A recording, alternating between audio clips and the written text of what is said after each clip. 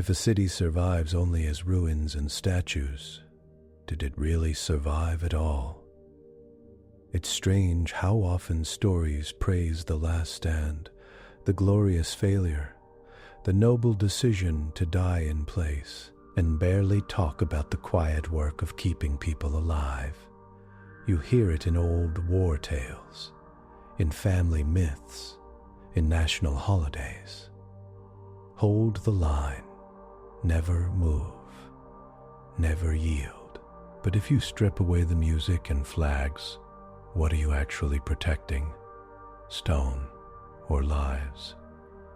So, get comfortable and let your mind wander for a bit, because this story lives right in that tension. High above a calm blue-white star, there's a war college that trains officers on an ancient siege that lasts 100 years. The exercise is legendary. The rules are holy.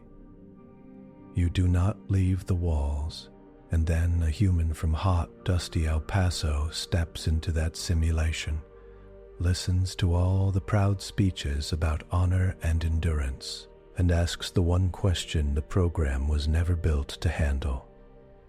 By the late 25th century, war had mostly gone quiet.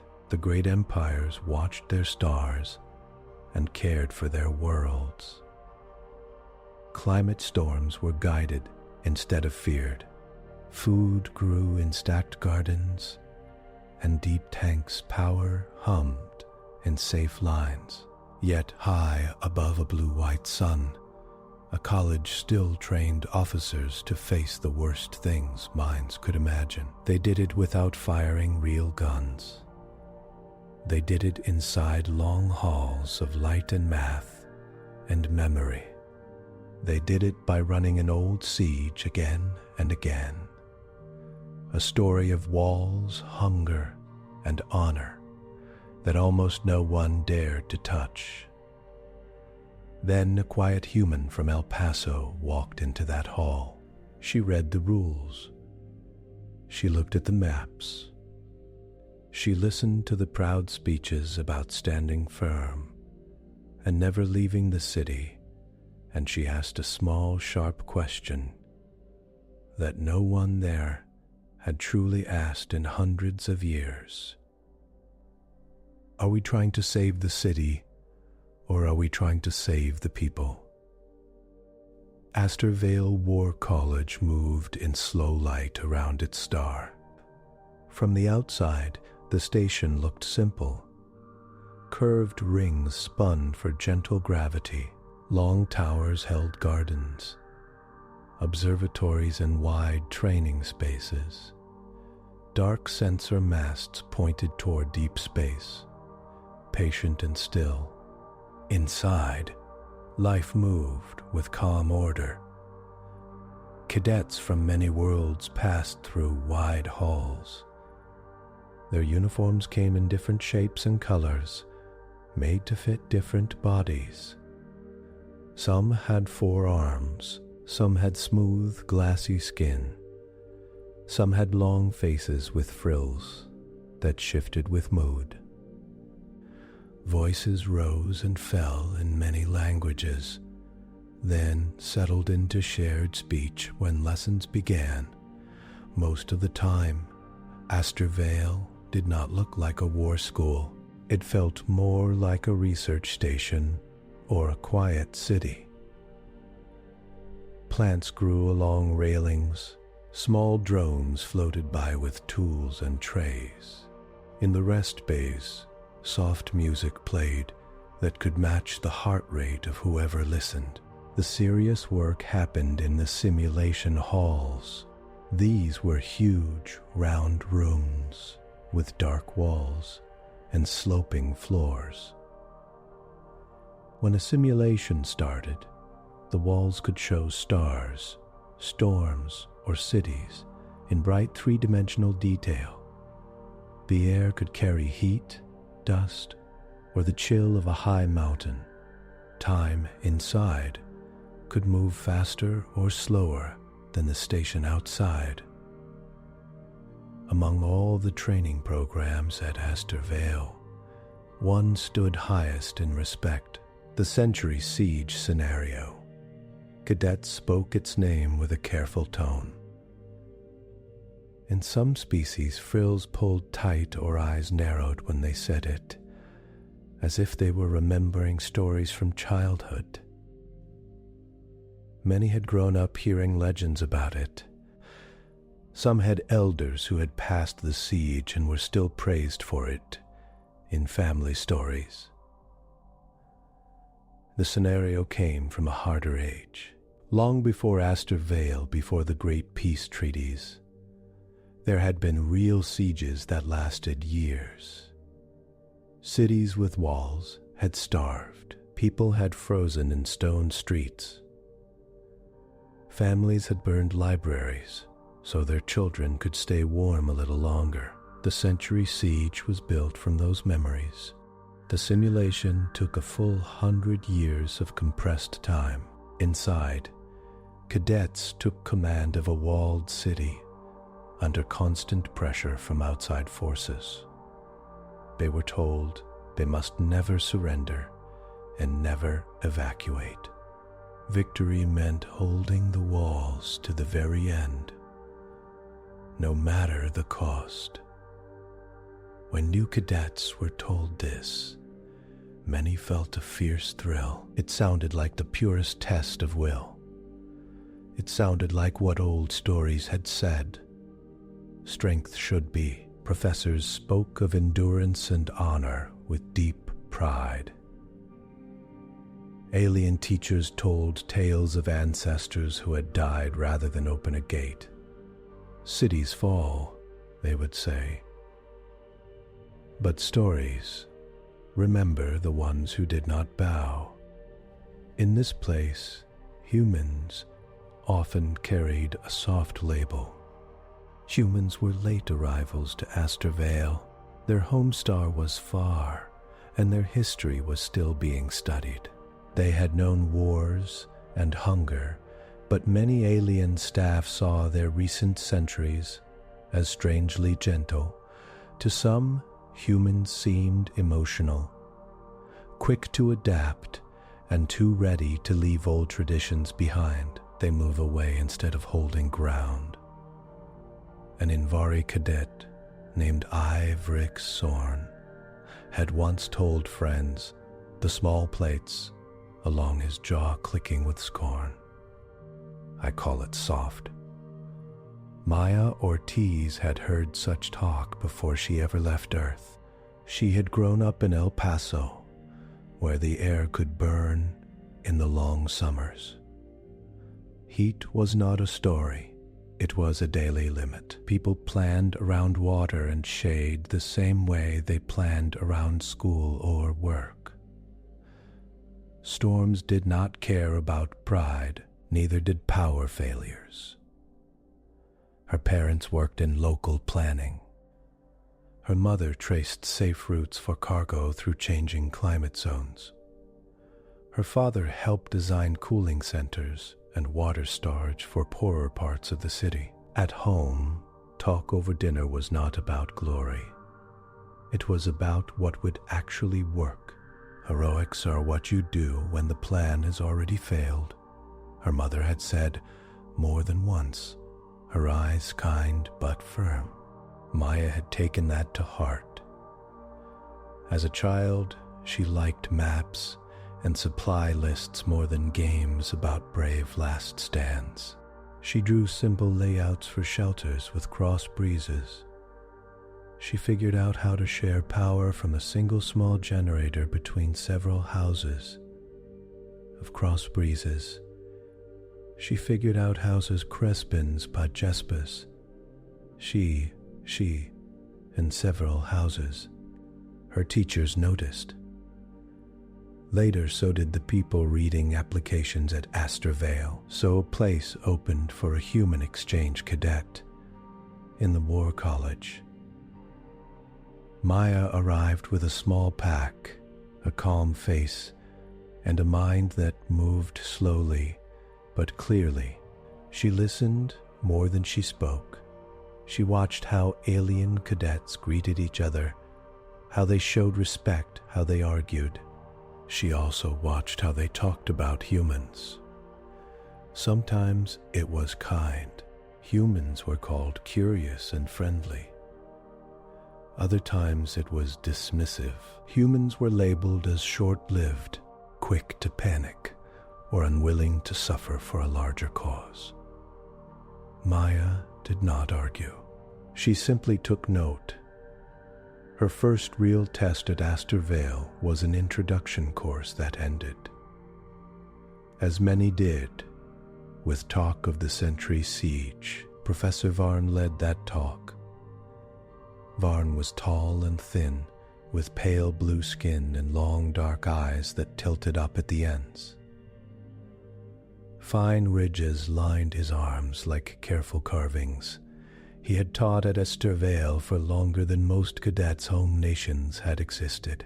Stories said he had helped design some of the oldest simulations. He paced the front of the hall while cadets watched from their seats in a rising curve. "You will all face the century siege," he said.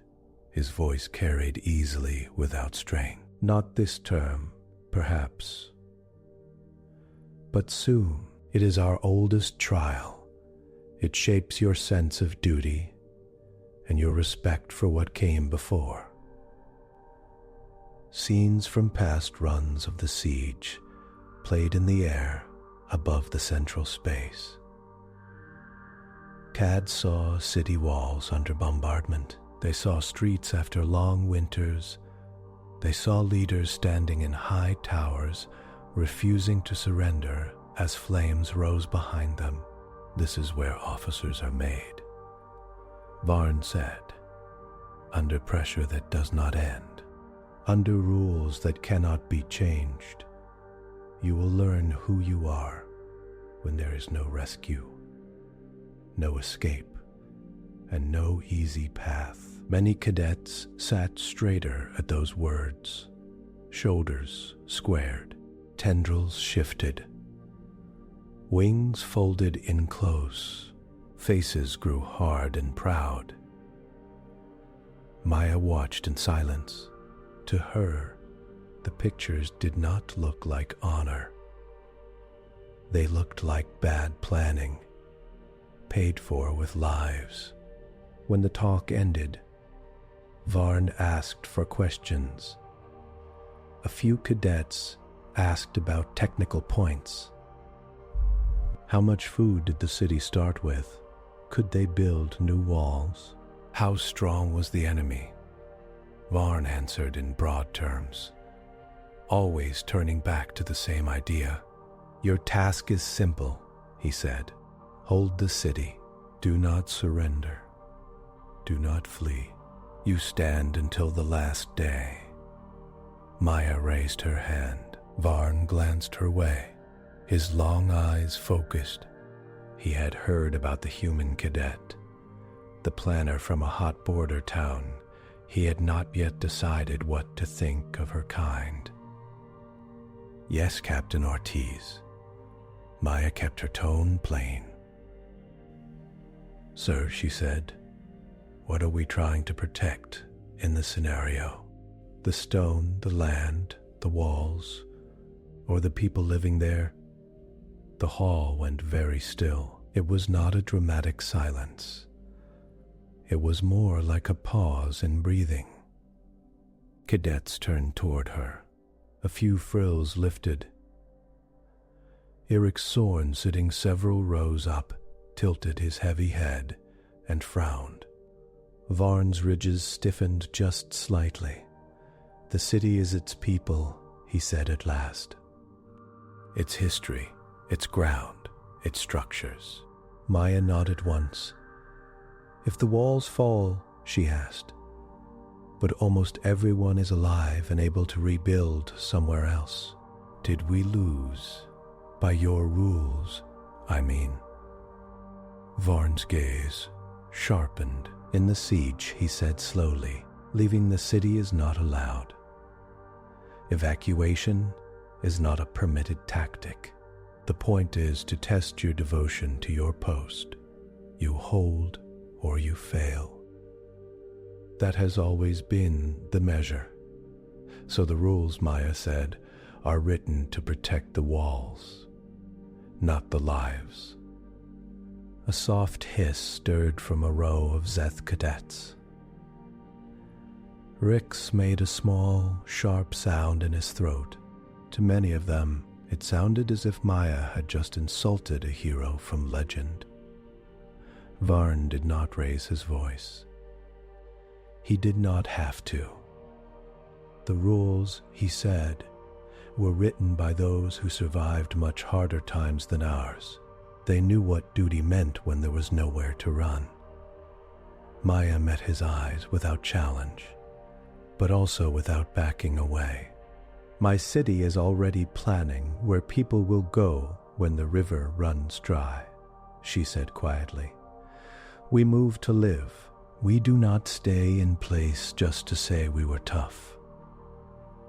A few cadets shifted uneasy. Some looked interested.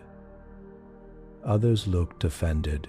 Varn let the silence stand for a breath.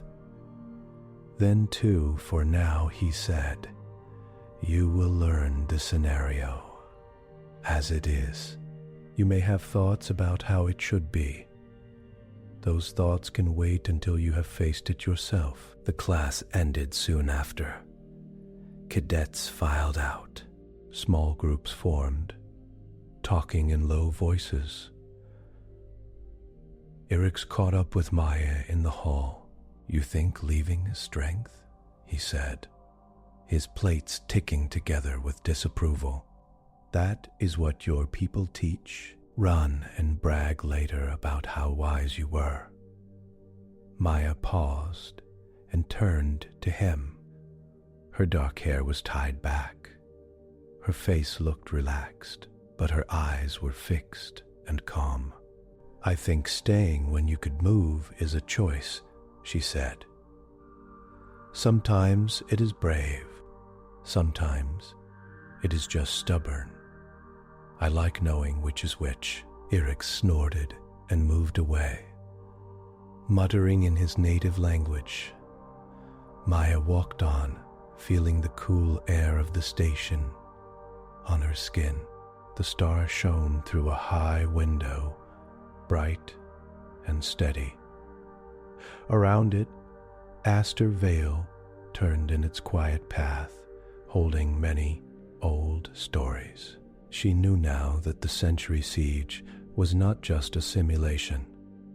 It was a kind of prayer to an older idea of strength. And somewhere in her thoughts, a simple plan began to take shape. When her turn came, she would treat it not as a shrine, but as a problem that could be solved. Not how long can I stand here, but how many lives can I carry through this, even if that means I don't stand in the same place forever. The day Maya entered the Century Siege, the station's clocks marked it like any other training slot. For her, it felt like walking into a very old story with a very simple pencil in her hand. She stepped into the simulation hall with 3 other cadets in her cohort. Eric Sorn was among them, his heavy shoulders tight with focus. 2 more cadets, a slim Keth with glassy skin, and a small, broad-faced Taran, joined them in a loose line. Professor Varn waited near the control dais. His ridges lay flat, his eyes cool. You know the terms, he said. 100 years of simulated time. Your bodies and minds are safe here. But what you choose will shape careers. The city must stand. You will receive starting resources and limited outside information. No evacuation, no surrender. You defend, or you fail. He looked at each of them in turn. Enter, he said. The world shifted. It felt like stepping through a thin film of air. The large hall dissolved, and a new place formed around them. Maya felt soft ground under her boots. A faint wind brushed her face. The light changed to the warm gold of a low sun. She stood on a high platform overlooking a wall. Below, a broad plain stretched outward, broken by a few low hills and a dry riverbed. In the far distance, dark shapes marked the line where the simulated enemy forces would someday gather. Behind her, the city spread in tiers. Narrow streets twisted between tall stone homes. Markets, workshops, and storage houses filled the lower levels. Up high, heavy roofs and towers marked the older, richer districts. Virtual people moved through the streets, going about normal days, unaware of the long siege written into their future. She also saw data. Numbers and lines hung in her field of view, only visible to her. Food stocks, energy reserves, medical capacity, total population, number of trained fighters, local water sources, soil conditions, old roads leading out from the city. It all flowed around her in a calm, steady way that felt almost like breathing. A soft voice spoke near her ear. It was the simulation AI, tuned for support, not comfort. Captain Maya Ortiz, you are assigned as primary civil defense lead. Enemy forces approach in 12 days. Siege conditions will begin in 42. Current doctrine recommends immediate strengthening of walls, increased weapons production, and rationing. Maya listened. Then she opened her mouth and chose a different path. Show me all routes out of the city limits, she said. Roads, trails, old service tunnels. Anything that leads away in a 12-day march radius. There was a brief pause. Your request is non-standard at this stage, the AI said. Do you confirm deviation from default doctrine? I confirm, Maya said. Show me the routes. Lines sparked across the plain in her view. Old roads, some cracked and half lost.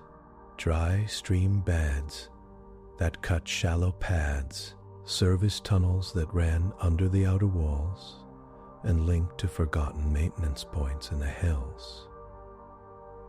Maya smiled a little. The city was not a box. It just looked like one. She opened a channel to her fellow cadets. Hi, she said, calm and clear. I am taking civil defense and logistics. I need you to focus on two things for now. First, get accurate counts of people, grouped by where they live and what they can do. Second, survey every building that can be turned into a shelter or a supply point outside the main walls. The cadet, Luro, blinked in surprise. Outside the walls, they said, we are supposed to fortify, not wander. The enemy arrival is time-locked. I know, Maya said. We will fortify what matters, which means people, not stone. Sharp. You are already acting against doctrine, he said. We needs guns, shields, barricades. The siege demands we hold the perimeter. Maya did not sound angry. We will hold what we truly are, she said. If they surround the walls and there is no one inside? What have they taken? The Terran cadet, Bez, gave a low, thoughtful hiss. She might have a point, Bez said. But if the simulation counts that as failure, we are done. Maya considered that. Maybe the simulation has the wrong wind condition, she said. Either way, I want to see the numbers. Let's start. For the first 12 simulated days, Maya did almost nothing that would look heroic in an old story. She walked districts with local leaders. She asked about water, food, medicine, and skills. She had simple, firm talks with shop owners and guild heads. She spoke to healers and teachers. She learned where panic would spread quickly and where calm was strongest. She requested and received maps of nearby valleys, caves, and flat plateaus. She had small teams measure soil, test for groundwater, and mark places good for shelters.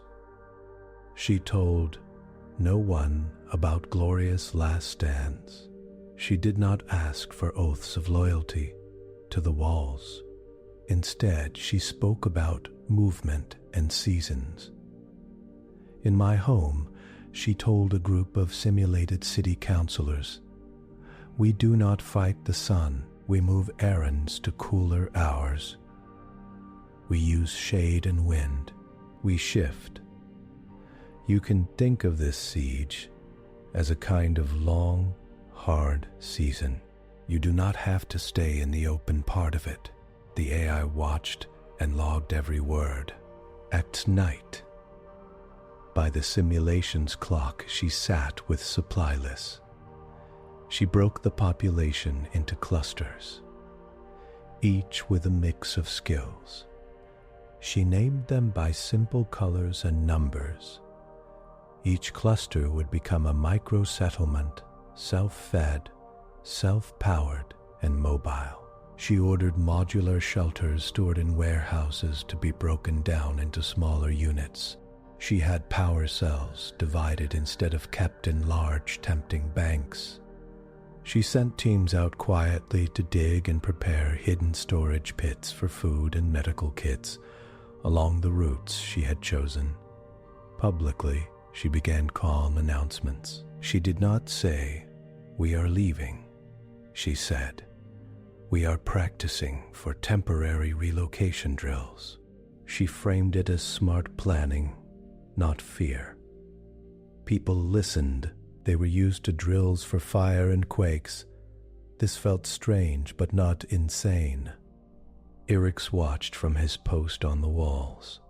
He had done what doctrine suggested.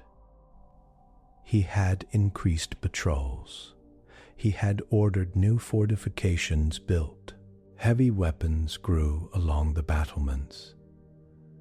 On maps, his defenses formed a clean ring. Solid and proud, when he looked at Maya's plans, his jaw plates rattled with frustration. "You are bleeding strength out of the city," he told her on a clear morning as supply carts moved through a side gate. "Your people are scattering. When the enemy arrives, what will they see? An empty shell and some frightened camps in the hills." Maya checked a list on her handpad, then met his eyes. "They will see exactly what I want them to see," she said. A tempting hollow prize. She pointed toward the distant hills. "By then, 80% of our population will be in protected microsettlements, each with 3 months of supplies, water access, and medical care. They will have communication links that do not rely on the city's main grid. Even if the enemy pounds this place to dust, we still have a living network. That is, not the siege. Eirik said. That is flight. That is continuity, Maya replied softly. The siege only looks real if everyone stays put. The first enemy ships appeared over the horizon on day 12. Black shapes hung in the sky, distant but clear. The AI sent notices to all command roles. Enemy forces have arrived. Siege countdown begins. Enemy victory condition. Complete control of city territory. Suppression of all organized resistance within walls.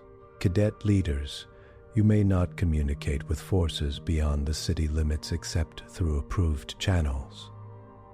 Maya smiled a little at the last line. She had expected that. Copy, she said. Then, quietly to her own systems, run a test.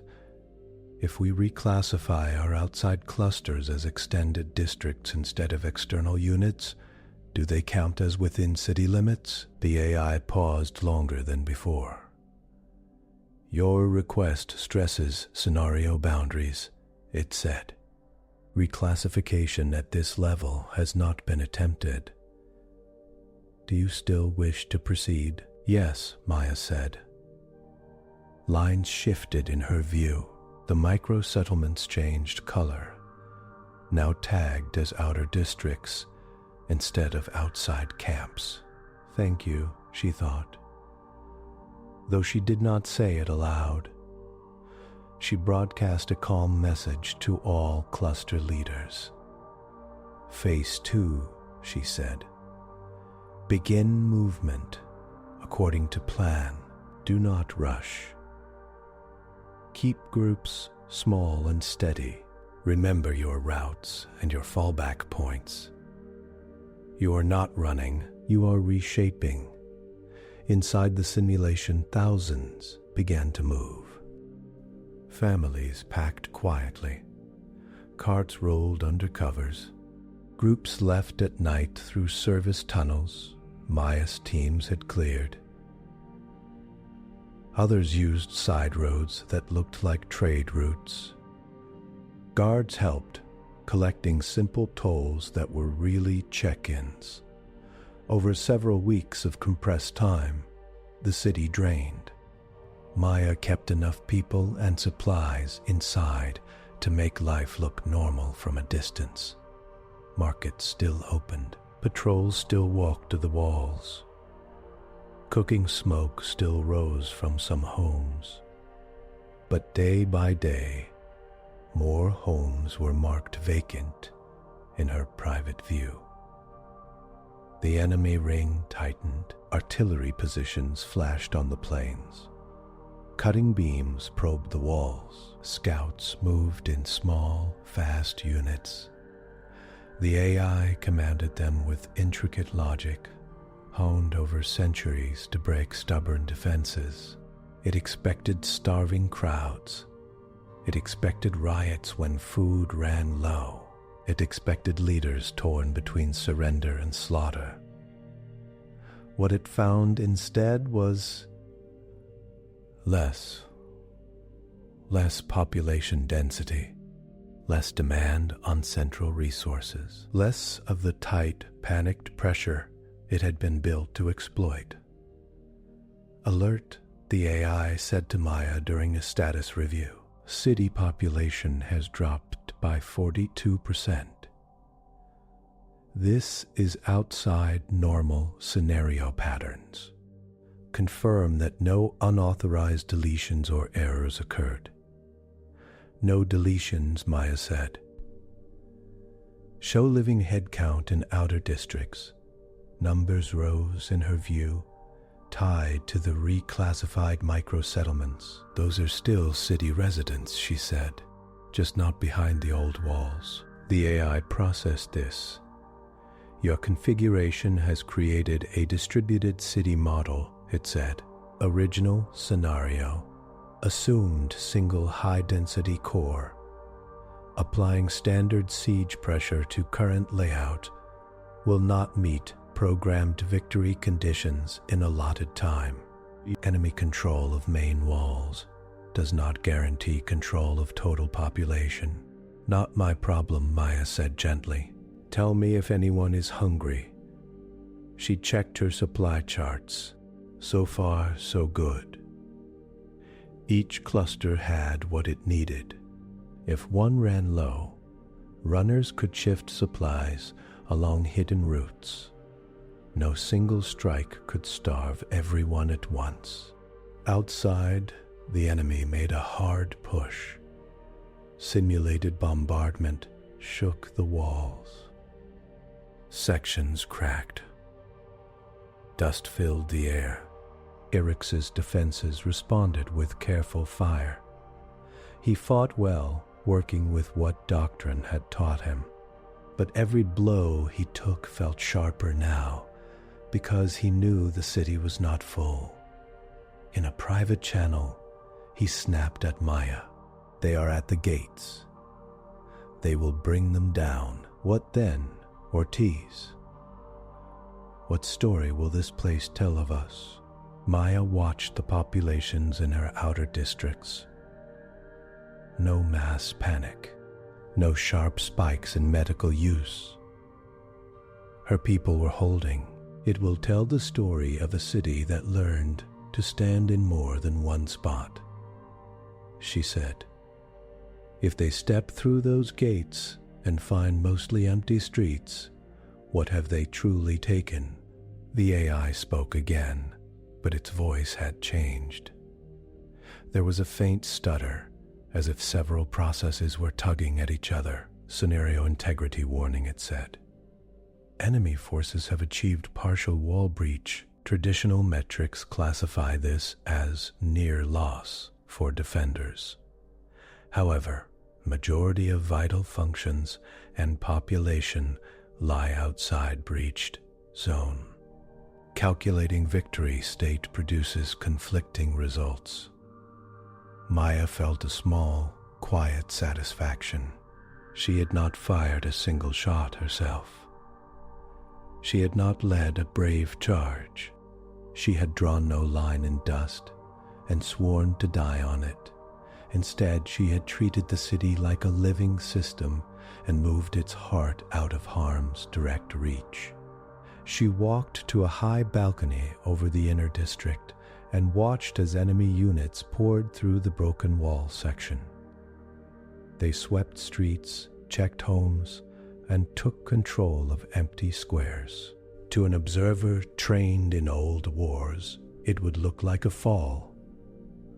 To Maya, it looked like a molt, like a creature shedding an old shell. The AI tried to settle the outcome.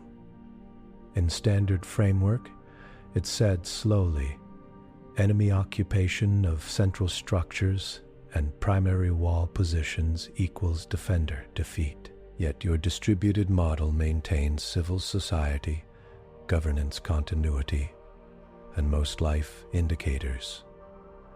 Applying alternate metrics suggests partial or full success. In the control room, outside the simulation, Professor Varn stared at his displays. Lines of data kept stacking up, then splitting, then recombining. The clear red or green indications of loss or victory refused to settle. Graphs flashed with disagreement. The AI's summary box pulsed between failure and indeterminate in a way he had never seen. Inside the siege, Maya stood steady, feeling the ground under her simulated boots. It is all right, she said softly to herself. To the air, to the old story that did not quite fit anymore. You are allowed to change the rules when they stop protecting what matters. Outside the walls, in dozens of hidden valleys and caves, lights came on as night fell. Children slept. Power flowed from small cells. Water trickled from clean pipes. The city had fallen by the old tale, but its people had not. The simulation ended with a sharp feeling, like a door slamming on a store.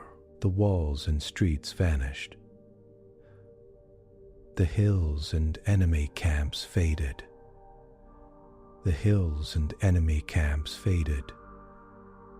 The weight of 100 simulated years fell away from Amaya's skin. She stood again in the cool air of the Aster Vale Simulation Hall. The lights were steady and white. The floor was smooth metal beneath her boots. Her heart rate slowed as the system gently eased her body back to normal time. Across the hall, Ix Sorn pulled off his interface band with a hard movement. His jaw plates clicked tight.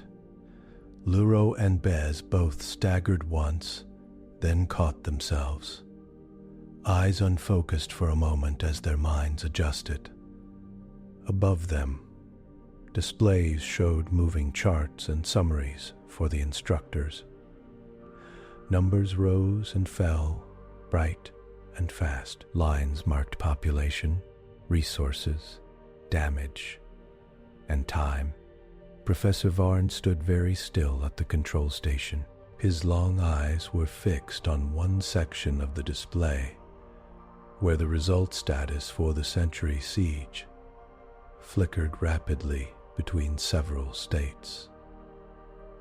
Defeat, partial success, continuity preserved, objective failure.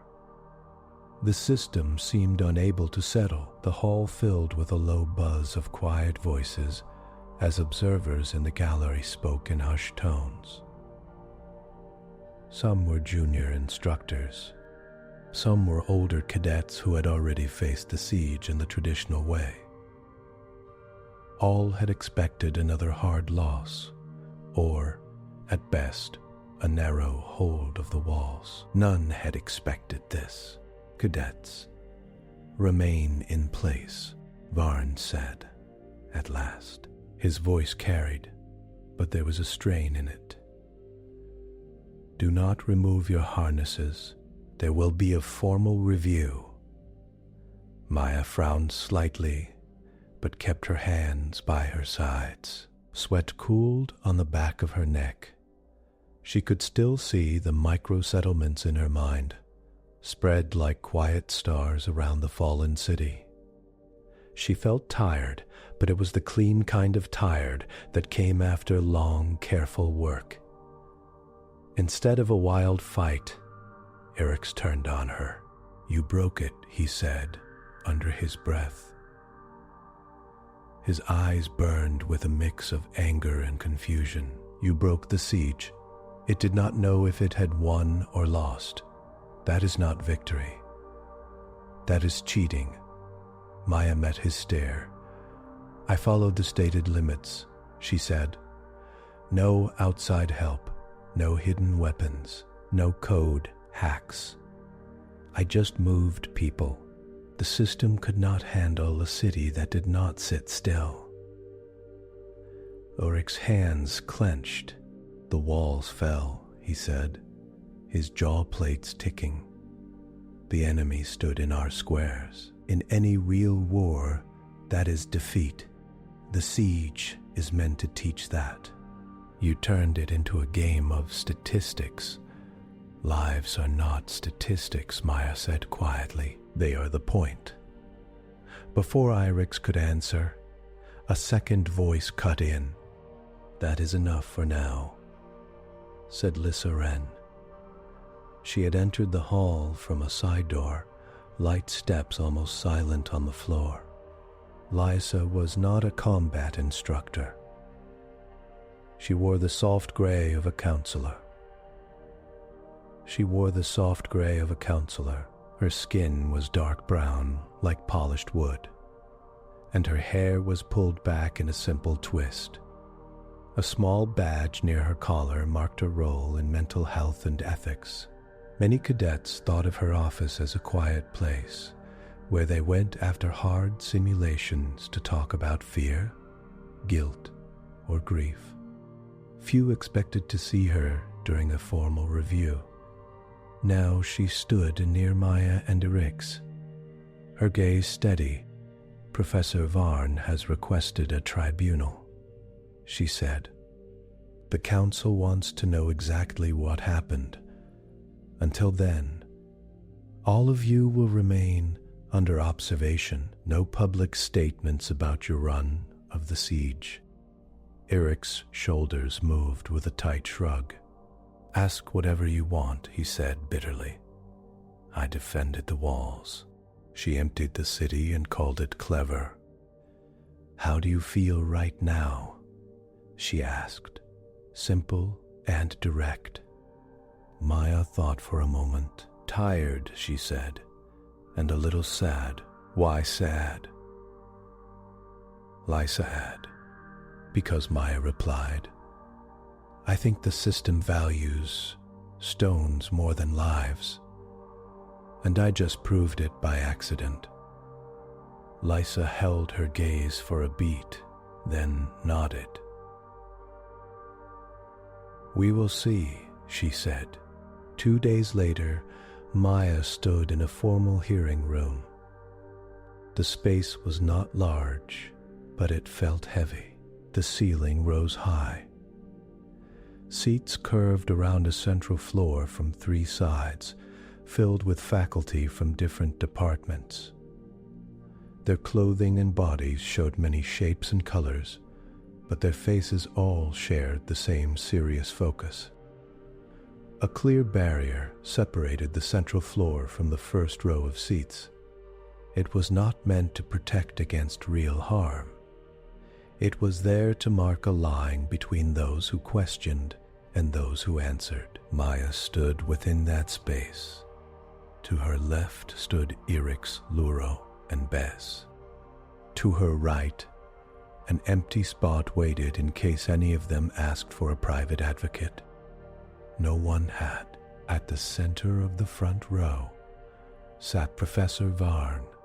His ridges were tight against his arms. His eyes were unreadable. Beside him sat Lysa Wren, hands folded in her lap. Her expression was calm, but her attention was sharp, moving from face to face like a quiet scanner. A senior administrator, Rector Halev, spoke first. "Cadets," Halev said, "this hearing is to decide whether your conduct in the Century Siege simulation fell within acceptable bounds of doctrine and honor. There is no threat to your life or basic standing, but your choices may affect your progression here, and they may change the way this college understands its oldest exercise." Halev's eyes rested on Maya for a second longer than on the others. "Captain Ortiz," Halev continued, "your actions have caused confusion in the simulation AI. Its record of the siege shows neither clear loss nor clear victory. It has raised flags for rule, conflict, and doctrine mismatch. Others see it as a sign of growth. We will listen, compare, and then decide." The room quieted. Varn stood. "The siege," he said, "is not just a game. It is a test of who we are when there is nowhere to go. It is meant to teach that some posts must be held, even at great cost. Captain Ortiz has treated it as a puzzle to be worked around, not a duty to be honored. I believe this harms its purpose. I have asked for this tribunal to decide whether her distributed city plan counts as a valid attempt or a violation." He sat again. Lysa rose next. "We are also here," she said, "to face something the data shows clearly. No matter what name we give it, Captain Ortiz's approach saved more simulated lives than any traditional defense we have on record. The question is why this makes us angry instead of proud. We need to look at the numbers and at our feelings, side by side." She nodded toward the wall opposite the cadets. The lights dimmed slightly. A large display came to life, showing 2 columns. Above the left column, clear text read, "Traditional Siege Defense, Composite Run." Above the right, Maya Ortiz Continuity Model, Recent Run. "This," Lysa said, "is what we will discuss." Graphs filled the space. In the left column, the composite traditional run showed a steep drop in population. Over time, each major enemy push brought heavy losses. Food levels fell in jagged lines, with sudden drops during blockade phases. Energy use spiked early, then flattened as systems failed. Recovery time after siege end stretched long and thin. In the right column, Maya's run looked very different. Population dipped a little at first, then held almost flat. Small bumps appeared where sickness or local problems had struck, but none of the sharp plunges seen on the left. Food grew and fell in smooth waves as different microsettlements shared their stock. Energy use looked steady and modest, never crashing. A separate graph showed post-siege recovery time. The traditional run line went past the edge of the screen. Maya's line stopped early, marked with a calm notation, "Estimated functional society restored in 12 years." "Casualties?" Lysa asked the AI. The AI's voice came from hidden speakers. "Traditional composite, average of 48% civilian loss over full siege duration." Ortiz model, 7% civilian loss, mostly from early bombardments before full relocation. Murmurs rose around the room, low but present. A few faculty shifted in their seats. Others took quick notes. Barnes' jaw tightened. "Those numbers," he said, "must be placed in context. Traditional defenders often chose to stand in place and die because surrender meant slaughter. Later, or worse. The siege is not just about bodies. It is about resolve." Lysa inclined her head. "Resolve toward what?" She asked gently. "Stone or people?" Varn's ridges twitched. "The city is its people," he said, repeating the line from his lecture, "and its memory, and its place. When you give up the ground, you tell the universe that you do not value what your ancestors built." Maya lifted a hand, not high, but clearly. "May I speak?" she asked. Halev nodded. "Captain Ortiz." "You may." Maya stepped forward half a pace. "I agree that memory matters," she said, "but in El Paso, my parents taught me that memory lives in stories, in skills, in habits, not in specific walls. If a clinic moves 3 blocks because of a flood, it is still the same clinic. The people and the purpose moved with it." She looked toward the graphs. "In the siege, I treated the city like that clinic. I asked what had to keep going. Was it the exact streets? Or was it food networks, clean water, safe berths, and places where kids could learn? Once I knew that, I tried to keep those alive. The old walls were just packaging. Irix could not stay silent. And what about duty to stand?"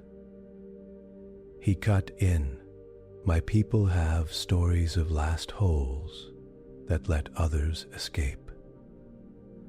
Those who stayed knew they would die, but they bought time. How does your continuity honor that? Maya turned to face him directly.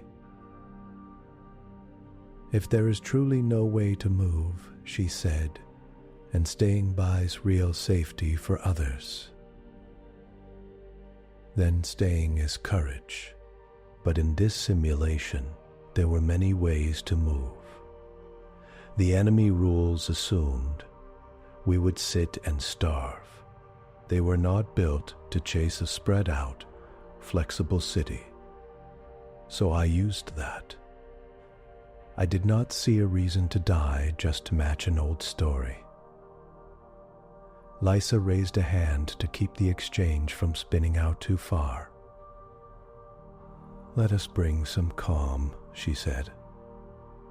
We are feeling pulled between pride and numbers. That is natural. Many of your cultures, including human culture, have built honor around suffering. Give up comfort, give up safety, and you are praised. Rest, adapt, move, and you are called soft. She looked slowly around the room. But the data here does not lie, she went on. We have a direct comparison.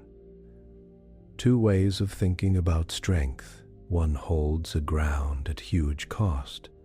The other lets go of that ground and keeps people alive.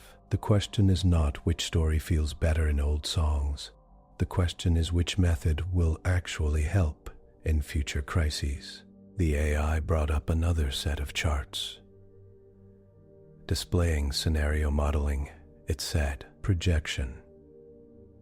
If Ortiz's continuity model were applied to other siege-type simulations across college history, average civilian survival would increase by 30 to 60%, depending on terrain. Varn's eyes flashed. And projection, he said crisply, if enemies adjust and begin to target your scattered settlements, what then? You have no walls. You have given up central strength for many small weaknesses. Maya answered without looking away. Then the story changes, she said. It becomes a different problem. Maybe we need stealth. Maybe we need mobile shields. Maybe we put more defense into the network between settlements, not the ground under them. The point is, the model can adapt. The old siege could not. It just waited and bled. Silence fell again. Lysa let it last long enough for hearts to slow. Then she turned to Varn. Professor, she said, her voice careful but firm. You feel attacked. I can see that. The siege is part of your history here. It stands for things you value: endurance, sacrifice, continuity of duty. When Captain Ortiz moved the people and left the walls, it felt like she was saying those things do not matter. Varn did not deny it. She made a joke of a grave lesson, he said. She embarrassed the program in front of half the faculty. The scenario looked pointless. Lysa shook her head slightly. I do not think she made it pointless, she said. I think she showed that its point was too narrow, and I think the hurt many of us feel is not about cheating, but about being asked, what were you really protecting all this time? That is a hard question to hear. She nodded toward the charts once more. Let us look at recovery time, she said. In the traditional composite, how long until the city is back to stable food, safe streets, and working schools?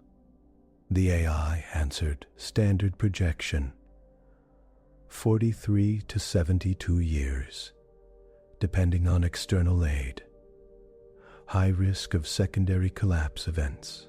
And in Ortiz run, Lysa asked, Estimated 12 years, the AI replied. High confidence in stable recovery, multiple redundant governance nodes preserved. Culture markers show strong continuity. Culture markers? Varn asked sharply. Language stability, rituals, shared stories. Common law practices, the AI said. These remained strong in distributed clusters. Overall cultural continuity is rated at 89% compared to original pre-Shage baseline.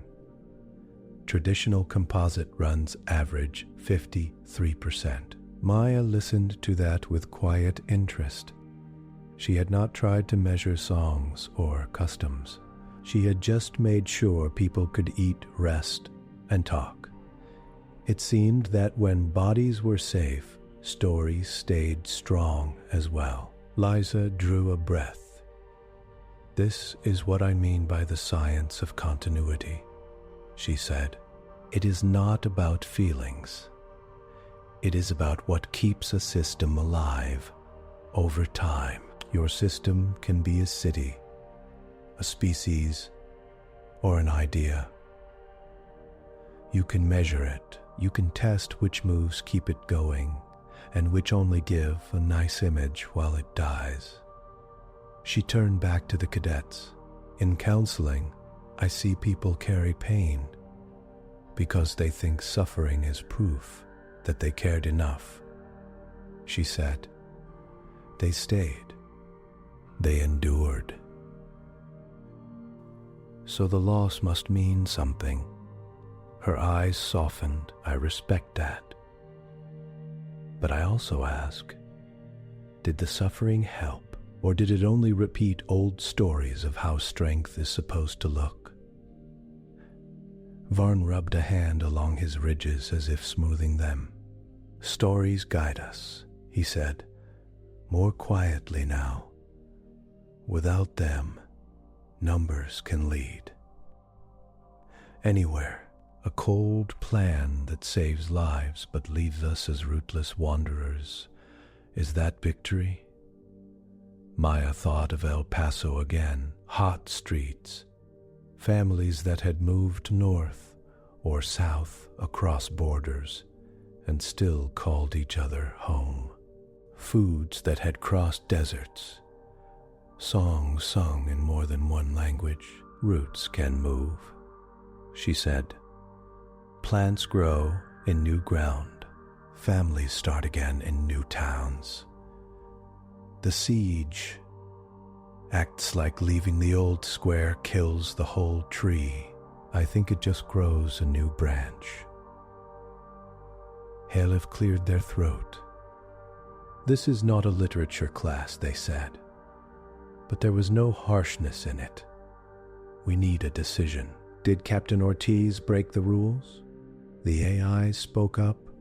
In review of all recorded input and actions, it said, Cadet Ortiz did not alter code, call external aid, or violate explicit scenario constraints. She reclassified internal zones within allowed parameters. No defined law of the siege was broken. So she did not cheat, Liza said. She just aimed at a different kind of win. Varn's shoulders sagged a little, as if some weight had shifted. Then perhaps the problem is not her, he said slowly. Perhaps the problem is that our victory conditions no longer match what we claim to care about. The room grew very still.